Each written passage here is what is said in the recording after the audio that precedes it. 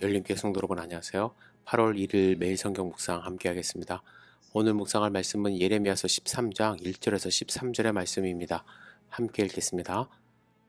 여호와께서 이와 같이 내게 이르시되 너는 가서 뱃띠를 사서 내 허리에 띠고 물에 적시지 말라 하시기로 내가 여호와의 말씀대로 띠를 사서 내 허리에 띠니라.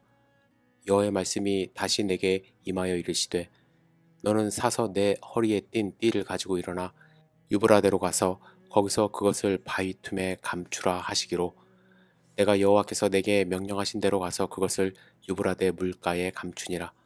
여러 날 후에 여호와께서 내게 이르시되 일어나 유브라데로 가서 내가 내게 명령하여 거기 감추게 한 띠를 가져오라 하시기로 내가 유브라데로 가서 그 감추었던 곳을 파고 띠를 가져오니 띠가 썩어서 쓸 수 없게 되었더라. 여호와의 말씀이 내게 임하니라. 이르시되 그러므로 너는 이 말로 그들에게 이르기를 이스라엘의 하나님 여호와의 말씀에 모든 가죽 부대가 포도주로 차리라 하셨다 하라. 그리하면 그들이 내게 이르기를 모든 가죽 부대가 포도주로 찰 줄을 우리가 어찌 알지 못하리요 하리니 너는 다시 그들에게 이르기를 여호와의 말씀에 보라.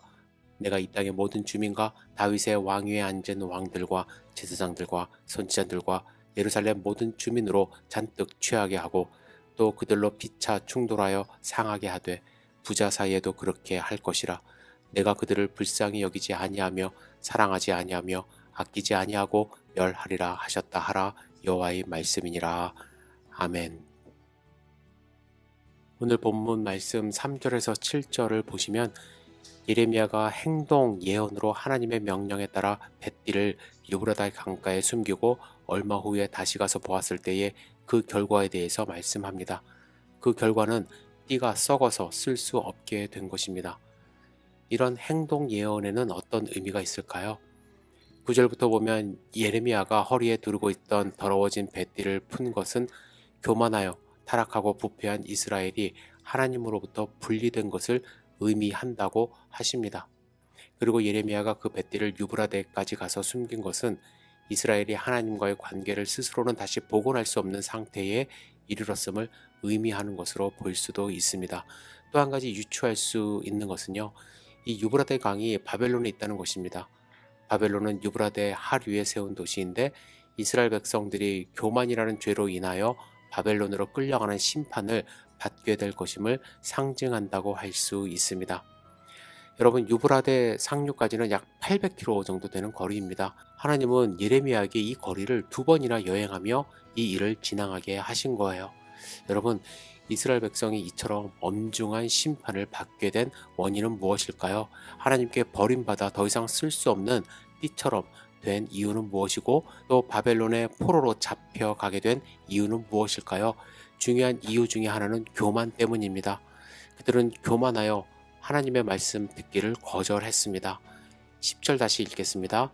이 악한 백성이 내 말 듣기를 거절하고 그 마음에 완악한 대로 행하여 다른 신들을 따라 그를 섬기며 그에게 절하니 그들이 이 띠가 쓸 수 없음 같이 되리라. 그들이 듣기를 거절했다는 말 속에 나오는 이 듣다라는 히브리어는 샤마입니다.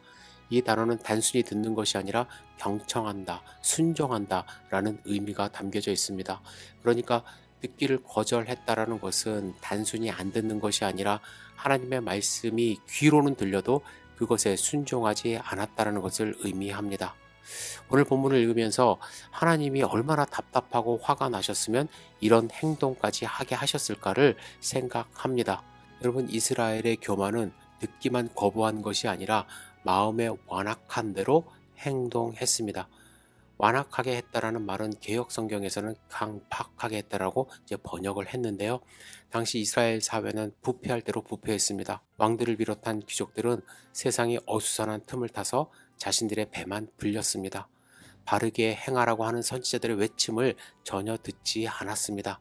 같은 시대의 말씀을 전했던 하박국 선지자를 통해서 알 수 있는 것은 그들은 강포하고 패역했으며 겁탈이 난무했다고 말씀합니다. 그들은 피로 자신들의 성을 쌓았습니다. 누군가의 피를 흘리고 누군가를 짓밟고 올라서서 패역의 열매를 먹으며 기쁨을 누렸다고 말씀합니다. 그들이 어떻게 이렇게까지 악해질 수 있었을까요? 그것은 그들이 하나님을 경외하지 않았기 때문에 그렇습니다. 하나님의 주권과 하나님의 심판에 대해 인정하지 않았기 때문입니다.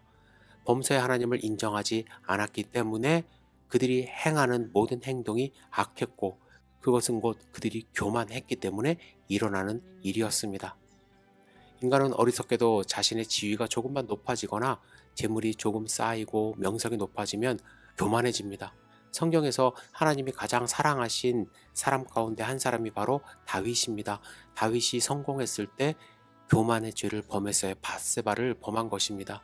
하나님을 잊었기 때문에 하나님의 말씀을 듣지 않았습니다. 또한 말년에는 인구조사를 통해서 자신의 힘과 능력을 확인하려고 했습니다. 그 일 때문에 역병으로 백성들이 많이 죽임을 당했죠. 인간은 누구나 이러한 어리석음을 소유하고 있습니다. 그렇기 때문에 무언가를 얻고 이루었다고 여길 때에 자신 위에 하나님이 계신 것을 인식하고 살아야 할 것입니다.